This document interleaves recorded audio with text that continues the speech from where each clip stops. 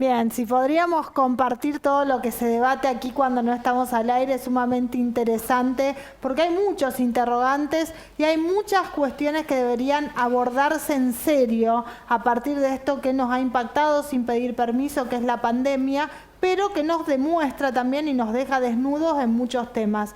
Doctor, dejábamos en la pausa, antes de ir a la pausa, el tema de aquellos grupos que necesitan otra atención, que a lo largo del año en realidad siempre la necesitan, y con esto de la pandemia se ha notado más esa deficiencia y han quedado relegados. Sí, yo creo que hay un grupo de chicos cuyo daño es irreparable. ¿Pero por qué digo que es irreparable? Una cosa que parece catastrófica.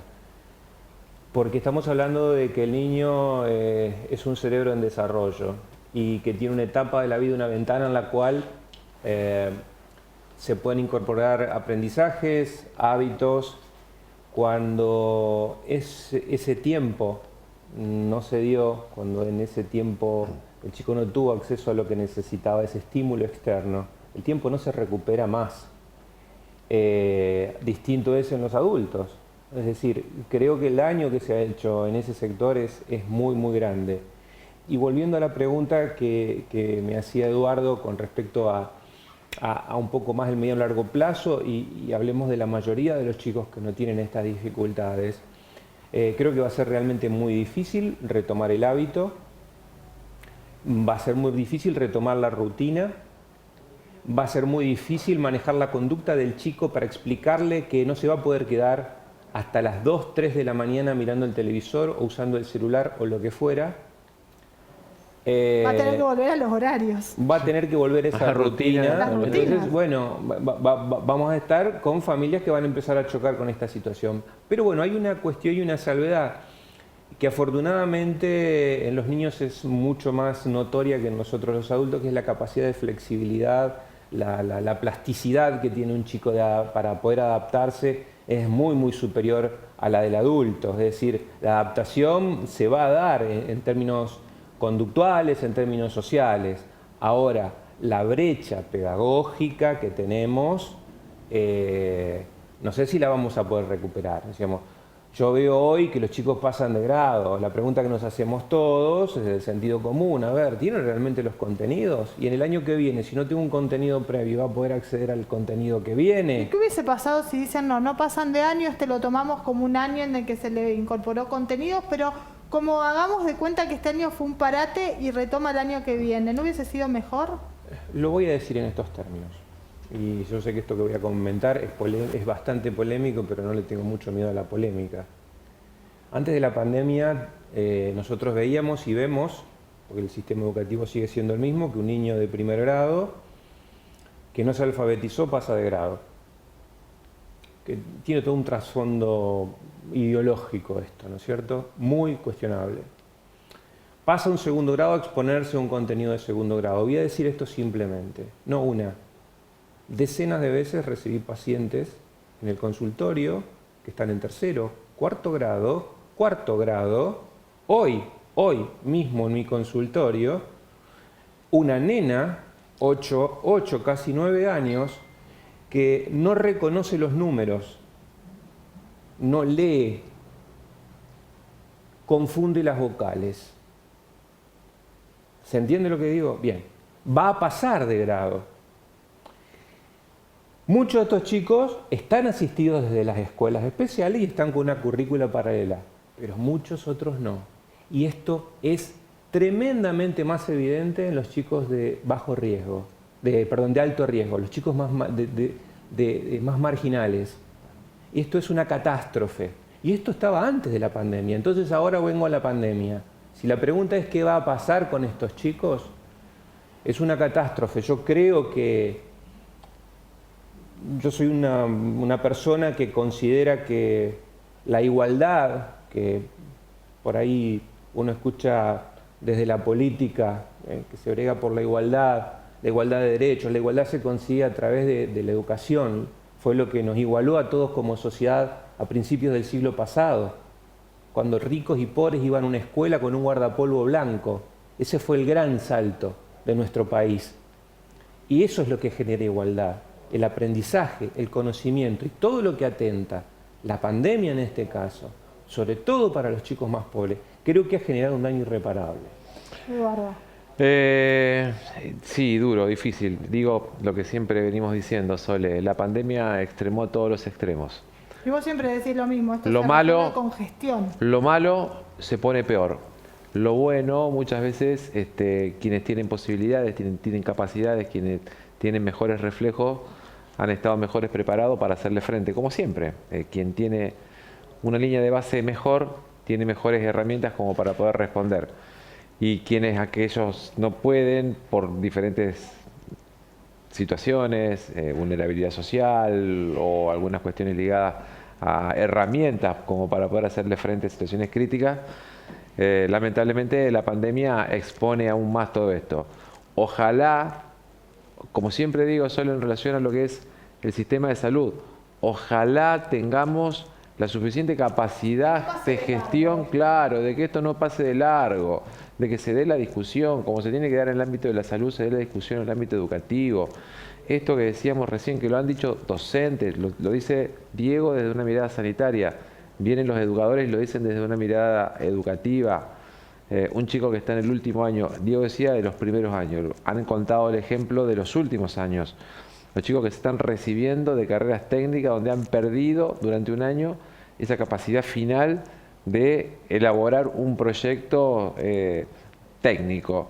Y van a terminar el año con un diploma que los acredita y los califica para llevar adelante un proyecto técnico que muchas veces involucra hasta riesgo de vida para personas. Exacto, es muy Entonces, grave. Lo imagino desde los chicos que están en los últimos años de su carrera universitaria, que van a salir a la calle quizás también con herramientas menos días firmes que las que tuvimos nosotros. Entonces, hablamos con hay Laura que discutir, Lewin, claro. que decía, capacitadora, educadora, que decía la importancia de reparar en todo esto. Y una alumna de quinto año dijo, yo prefiero perder el año y volver a hacerlo, porque no me siento preparada para ir a una universidad. Sí, a ver, ¿Por qué no se los escucha? Pero, por eso digo, bien decía Eduardo, la pandemia agudizó lo que no estaba bien, lo empeoró. Digo este dato, sabemos que más de la mitad de los chicos que egresan de un secundario carecen de comprensión lectora. Comprensión lectora, es decir, mañana le van a dar un examen en la universidad y no van a interpretar lo que le están preguntando. Entonces, ¿cuál ha sido el nivel de deserción ahora de los chicos del nivel secundario? Estamos hablando de los que terminan y terminan mal. Y de los que estaban y desertaron además, ¿cómo se los vuelve a meter adentro del sistema educativo? Mucha gente que los profesores no encontraron contacto, pero creo que ya tenemos la posibilidad de sumarlo al presidente de la Sociedad Argentina de Pediatría, Omar Tabaco, que ha hecho un informe muy interesante, la sociedad, respecto a las distintas emociones que detectaron en medio de la cuarentena en los más chicos. ¿Cómo le va, doctor? Buenas tardes y feliz día también. Bueno, muchas gracias y muchas gracias también por el llamado para debatir estos temas que son muy importantes. Bueno, ¿qué detectaron en ese informe, en ese estudio que elaboraron? Bueno, nosotros en la Sociedad de Pediatría veníamos viendo a lo largo de toda esta pandemia que se venían desarrollando en nuestros pacientes, en los menores y en la adolescencia, una serie de trastornos de salud que dimos en llamar las epidemias ocultas, cuando en realidad eran cosas que estaban pasando en los chicos como consecuencia del aislamiento obligatorio, de estar encerrados tanto tiempo, y que decíamos que tenía una carga mayor de enfermedad que el propio COVID. O sea, los chicos se enfermaron más por el encierro que por el COVID. Y entre estas cosas veíamos que muchos de los trastornos tenían lo que llamamos nosotros trastornos funcionales, o sea, los problemas emocionales se pueden expresar como situaciones de conducta o algunas veces se pone en el cuerpo la dolencia y aparecen los que llamamos síntomas funcionales.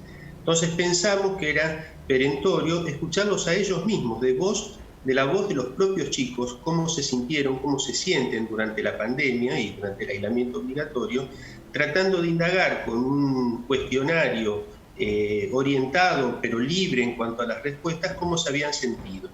Y en realidad terminamos de confirmar en cifras lo que veníamos viendo en el consultorio, que en realidad han predominado todos síntomas negativos emocionales como la ansiedad, la angustia, el miedo, la bronca, O sea, realmente una serie de signos emocionales negativos que son muy importantes, y esto fue una encuesta que hicimos en más de 4.500 niños de todo el país, desde Salta a Ushuaia, de 6 a 18 años, segmentados de 6 a 9, de 10 a 13 y de 14 a 18, donde a través, vuelvo a repetir, de estas preguntas orientadoras, ellos nos iban contando cómo se sintieron. Doctor, ¿cómo te va? Buenas tardes. Eduardo López te habla y antes que nada, feliz día. Somos colegas, así que te mando un saludo por el Día del Médico primero que nada. Bueno, gracias igualmente, Eduardo. Bueno, gracias. Doctor, estamos hablando acá, tenemos de invitado a otro colega, el doctor Diego Sáquer, que es neurólogo infantil, y hablamos de esto, ¿no? De lo que nos va dejando como consecuencia, pero nos preguntábamos, porque estuvimos durante todo este año muy enfocados en lo inmediato, ¿no? En lo agudo y en que no colapsara el sistema de salud. Y está llegando ese momento donde tenemos que empezar a mirar el plazo un poco más mediano y quizás también el largo plazo. Y la pregunta un poco apunta hacia eso. Estamos llegando a estos momentos en donde los diagnósticos empiezan a confluir en esto, situaciones ligadas más a lo emocional que a lo orgánico, a lo físico, y que van a dejar una cicatriz importante en cada uno de nosotros y fundamentalmente en un momento plástico de la vida como es la niñez y la adolescencia.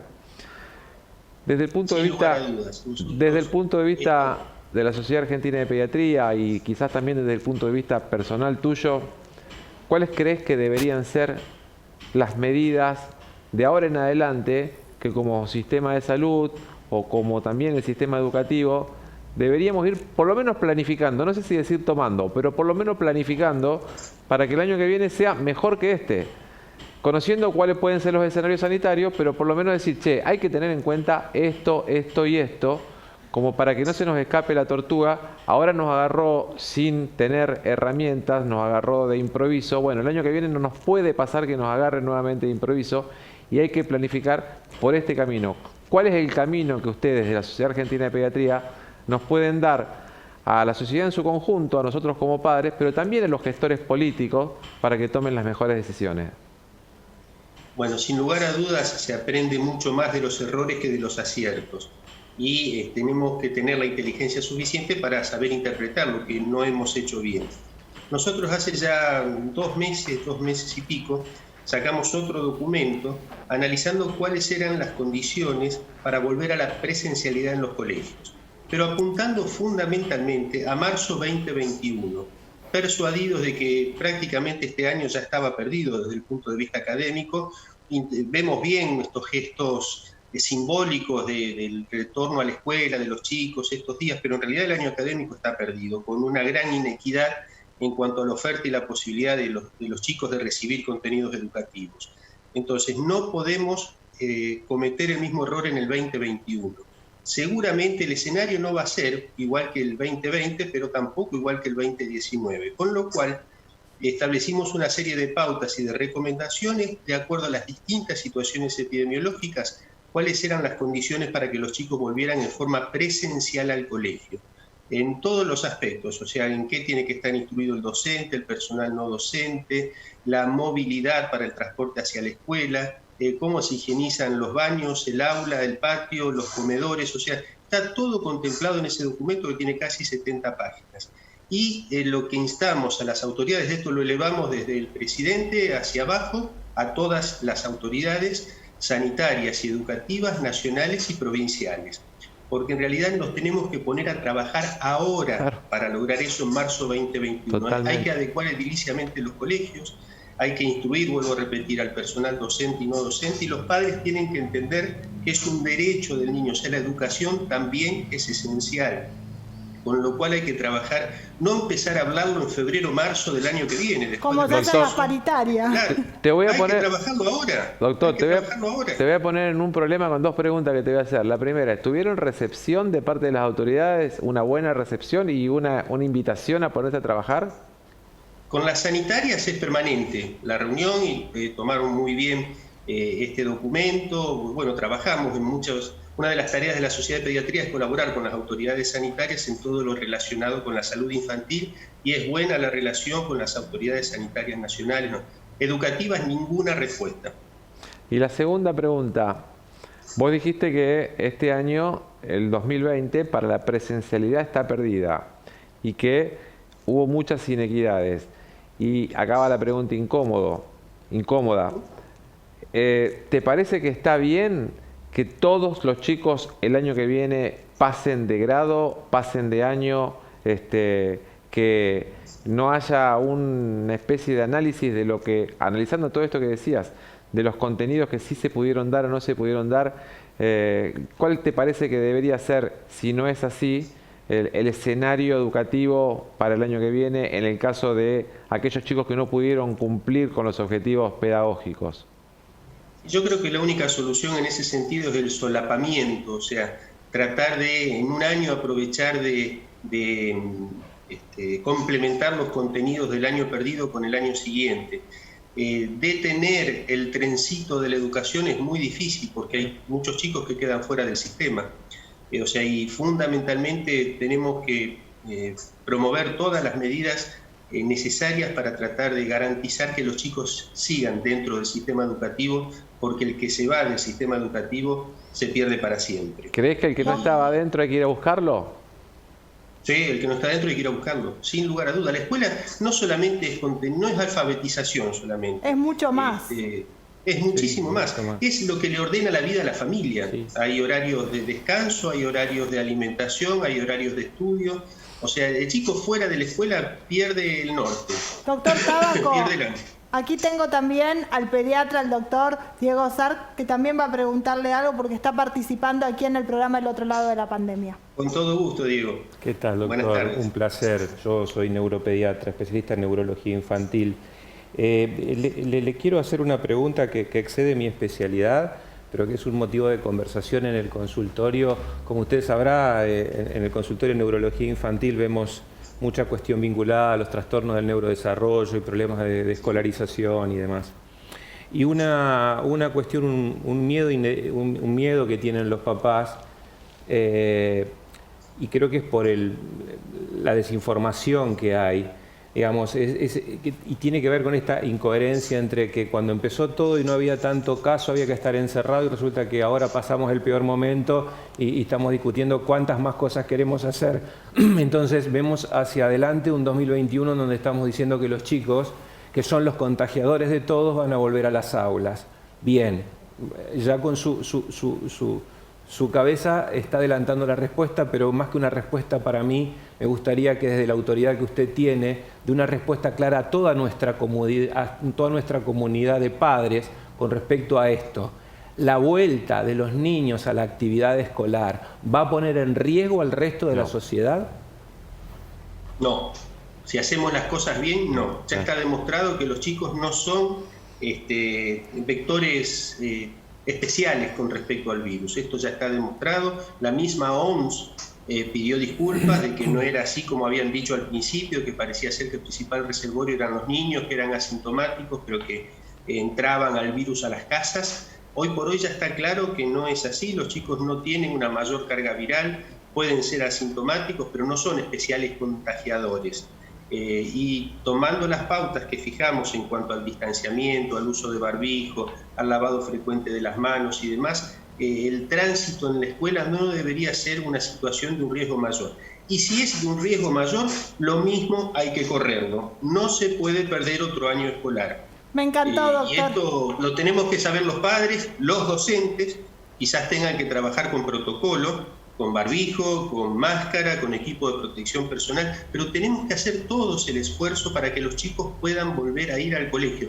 La sociedad y el futuro del país no lo podemos hipotecar más, no se puede perder otro año escolar. Doctor, yo tengo una cosita, sí. Yo tengo una frase que la estoy haciendo prácticamente de cabecera.